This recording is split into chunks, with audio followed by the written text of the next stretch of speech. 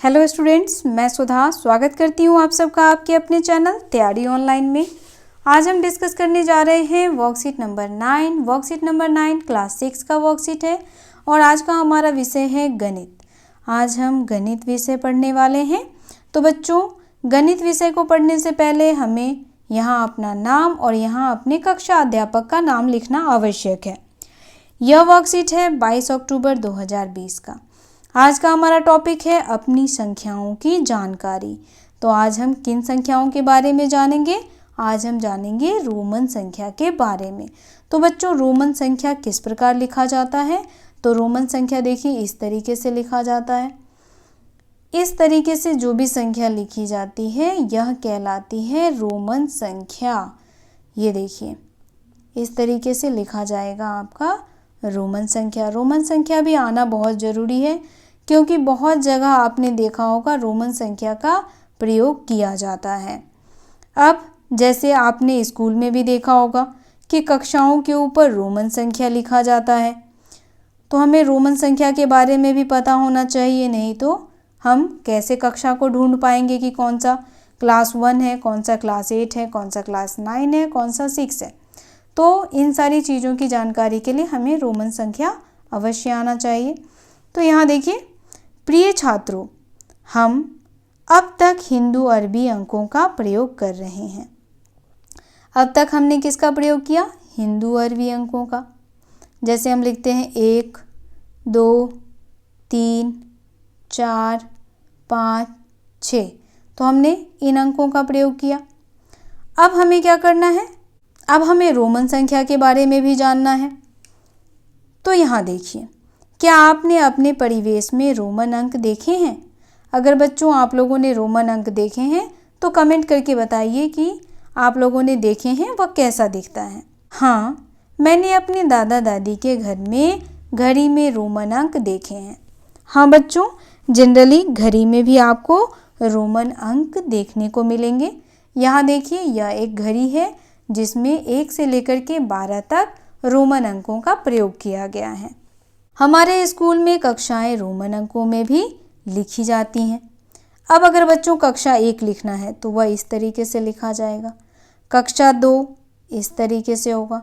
कक्षा 3 इस तरीके से। और आप किस कक्षा में पढ़ते हैं? कक्षा 6 में। यहाँ देखिए बच्चों, आपके वर्कशीट में भी रोमन अंक में ही आपकी कक्षाएं लिखी होती हैं, इसीलिए रोमन अंक जानना बहुत ही आवश्यक है। यहाँ देखिए, रोमन अंकों को हम इस प्रकार से लिखते हैं। अब किस प्रकार से हम रोमन अंक लिखते हैं वो देखिए नीचे लिख करके दिखाया गया है। 1 इस तरह से, 2 इस तरीके से, 3, 4, 5, 6, 7, 8, 9, 10।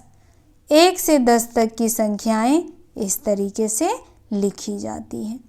उसके बाद 11 से लेकर के 20 तक की संख्याएं देखिए किस प्रकार लिखी जाती है। तो 10 और 1 11, ये हो गया 10 प्लस 1 क्या हो जाएगा? 11। 10 हम कैसे लिखते हैं? ये x 10 का चिन्ह, और 1 हो गया ये। अब हमें यहाँ करना है 10 और 1 क्या हो गया? 11। उसी तरह 12 लिखने के लिए 10 2 12, 10 3 13, 10 4 14, 10 5 15, 10 6 16, 10 7 17, 10 8 18, 10 9 19 और 10 10 20। इसी तरीके से आप 30 तक की संख्याएं लिख सकते हैं। अगर बच्चों हमें रोमन अंक में 40 लिखना है तो हम कैसे लिखेंगे 40? तो 40 लिखाता है XL। L होता है 50, तो 50 में से घटा दीजिए x होता है 10, तो ये क्या हो जाएगा? ये हो जाएगा 40। XL बराबर 40, ये आपको याद रखना है। आगे देखिए, आगे है हमारा।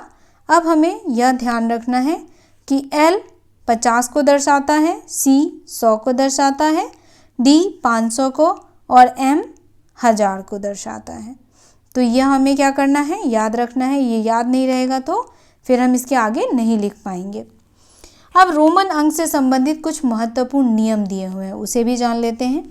यहाँ देखिए, पहला नियम है, जितनी बार हम एक प्रतीक दोहराते हैं हमें उतनी बार उसे जोड़ना पड़ता है। अब यहाँ उदाहरण के तौर पे x दिया हुआ है। अब यहाँ देखिए x और x, तो कितना x हो गया? 10 जोड़ 10 जोड़ 10 कितना हो गया? 30। तो ट्रिपल x बराबर 30 हो गया, डबल x बराबर 20 हो गया। तो इसी तरीके से हम जितनी बार इन रोमन अंकों को दोहराएंगे, इन प्रतीकों को दोहराएंगे, वह उतना ही क्या होगा? जुड़ता चला जाएगा। उदाहरण के तौर पे यहाँ x प्लस x 20 या x बराबर 20। दूसरा है हम अधिकतम 3 बार प्रतीक दोहरा सकते हैं। कितनी बार दोहरा सकते हैं बच्चों? तो अधिकतम 3 बार दोहरा सकते हैं, इससे ज़्यादा नहीं दोहरा सकते। जैसे अभी मैंने आपको बताया था कि अगर हमें 40 लिखना है तो हम 40 कैसे लिखेंगे? तो 40 लिखाएगा x और l, यानी 50 में से जब आप 10 को घटाएंगे तो क्या आ जाएगा? 40। लेकिन प्रतीक v, l और d दोहरा नहीं सकते। कौन कौन से प्रतीक नहीं दोहरा सकते हैं? v जो 5 को डिनोटेड करता है, l 50 को करता है और d 500 को करता है। तो हम इसे क्या नहीं कर सकते हैं? दोहरा नहीं सकते। यह जैसा है वैसा ही लिखाएगा। तीसरा हमारा है यदि हम दाईं ओर कम मूल्य का प्रतीक रखते हैं तो इसमें मान जोड़ा जाता है। कितना मान जोड़ा जाता है? उदाहरण के लिए हमें यहाँ पर दिया हुआ है 5 में 1 जोड़ा तो क्या हो गया? 6 हो गया। तो इस तरीके से हमें भी बताना है। जैसे ये v का अर्थ होता है 5, इसमें हमने जोड़ दिया 2। अगर ये 2 हमने 5 में जोड़ दिया तो कितना आ जाएगा? तो यह आ जाएगा 7। इसको आप इस तरीके से भी लिख सकते हैं और इसको आप इस तरीके से भी लिख सकते हैं। चौथा है यदि हम बाईं ओर कम मान चिन्ह रखते हैं तो मान इससे घटाया जाता है। उदाहरण के लिए अब कह रहा है कि बाईं ओर अगर हम कम मान चिन्ह रखते हैं, जैसे यहाँ देखिए 4, हम 4 कैसे लिखते हैं? इस तरीके से, पहले 1 और फिर 5, इसको हमने क्या बोला? 4। अब क्या हो जाएगा यहाँ पे? ये हो गया हमारा 1। तो जो बड़ा मूल्य है v का मूल्य क्या है? 5 और ये i का मूल्य क्या है? 1। अब 5 में से 1 को घटा दीजिए तो कितना बचेगा? 4। इस तरीके से ये हो गया हमारा 4। उसके बाद लेकिन v, l और d को कभी भी जमा और घटाया नहीं जा सकता। किसको जमा और घटाया नहीं जा सकता बच्चों? तो v, l, d को। v, l, d कहने का अर्थ है v किसको डिनोटेड करता है? 5 को, l 50 को और d किसको डिनोटेड करता है? 500 को। ठीक है, तो इसे जो है वो ना तो कभी घटाया जा सकता है और ना ही कभी जमा किया जा सकता है। आगे हमारा है रोमन संख्याओं को। आगे हमारा है संख्याओं को रोमन अंक में लिखिए। अब यहाँ संख्याएं दी हुई हैं जिन्हें हमें रोमन अंक में लिखना है। तो बच्चों यहाँ देखिए कुछ उदाहरण है। पहला है 12। 12 को कैसे लिखा गया? 10 में जोड़ा गया 2 तो क्या हो गया? 12। तो 10 का क्या है? ये देखिए 10 का x है और इसमें जोड़ा गया क्या? 2, ये रहा 2। जब इन दोनों को जोड़ा तो क्या आ गया? 12। ये देखिए इस प्रकार। उसके बाद दूसरा उदाहरण है 58, यानी 90, 8, 58। 90 प्लस 8, 90 कैसे लिखेंगे? तो 100 माइनस 10, x और c। 100 में से क्या करेंगे? 10 को माइनस कर देंगे। c का वैल्यू होता है 100 और x का वैल्यू होता है 10। हम इसको घटा देंगे तो आ जाएगा 90। 90 में प्लस करना है 8 तो ये क्या हो जाएगा? 98। 98 कैसे हो जाएगा? x, c, v और ट्रिपल i। आगे हमें कुछ प्रयास दिए हुए हैं जिन्हें करके हमें बताना है। तो चलिए इन प्रयासों को सबसे पहले हल करते हैं। पहला है 84। ये हो गया 84। 84 कैसे लिखते हैं बच्चों? तो सबसे पहले हम लिखेंगे 80। 80 प्लस 4। 80 प्लस 4 क्या हो गया? 84। अब 80 प्लस 4 तो 80 कैसे लिखेंगे? तो 80 लिखने के लिए हम क्या करेंगे, यहाँ देखिए ये हो गया हमारा 50, 50 में हम जोड़ देंगे 30, 50 में हमने 30 को जोड़ा तो कितना हो जाएगा 80, और फिर 80 में हमें जोड़ना है 4।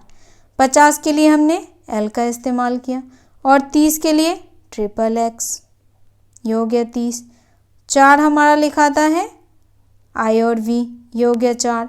तो अब 84 का क्या हो जाएगा, LXXX IV, ये क्या कहलाएगा 84।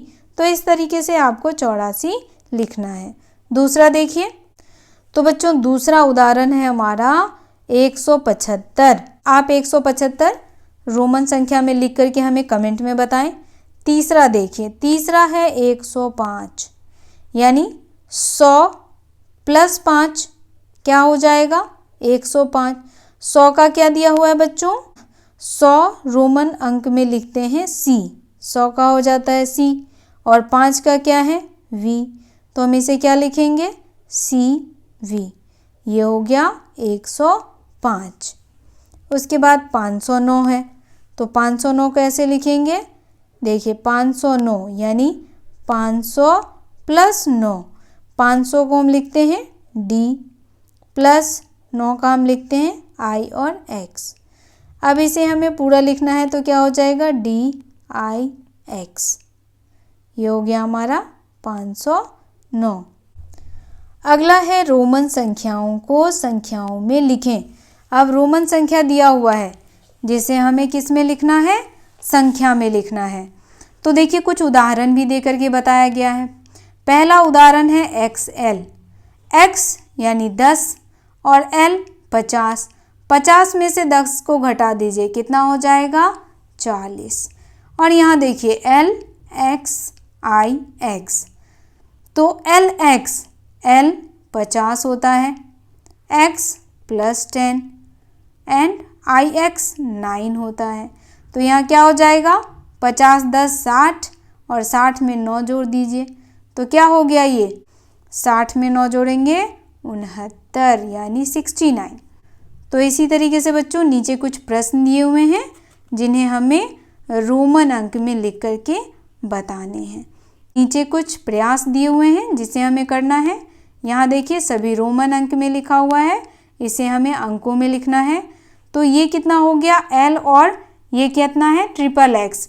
L होता है 50 और XXX यानी कि 10, तो 10 10 10 30 हो गया, तो 50 30 कितना हो जाएगा 80। दूसरा है X और C। अब देखिए C जो है वह 100 को डिनोटेड करता है, X 10 को डिनोटेड करता है 90। उसके बाद है LXC। तो अब आपको बताना है LXC जो है वह कौन सी संख्या है।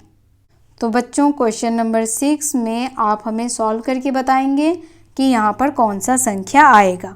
अब D देखिए, D में है X, X इट मीन्स 10, और C को कहते हैं 100 और 22, और यहाँ क्या है 2 है, यानी 10 100 और 2। इसका मतलब हो जाएगा 102 में से हमें क्या घटाना है 10 को घटाना है। जब हम 102 में से 10 को घटाएंगे तो कितना आ जाएगा, तो बच्चों ये आ जाएगा 92। तो XCII का मतलब होगा 92, 92। तो बच्चों ये वर्कशीट यहीं समाप्त होता है। मुझे आशा है ये वर्कशीट आप लोगों को अच्छे से समझ में आया होगा। अगर आपको कहीं भी किसी भी प्रकार की समस्या हो रही है तो आप हमें कमेंट करके बता सकते हैं। अगर आप हमारे चैनल पर नए हैं तो आप चैनल को सब्सक्राइब कर लें, बेल आइकन को दबाएं ताकि सभी नोटिफिकेशन आप तक पहुंचता रहे। वीडियो को लाइक करें और अपने दोस्तों के साथ शेयर करना बिल्कुल ना भूलें। आप सबका बहुत बहुत धन्यवाद।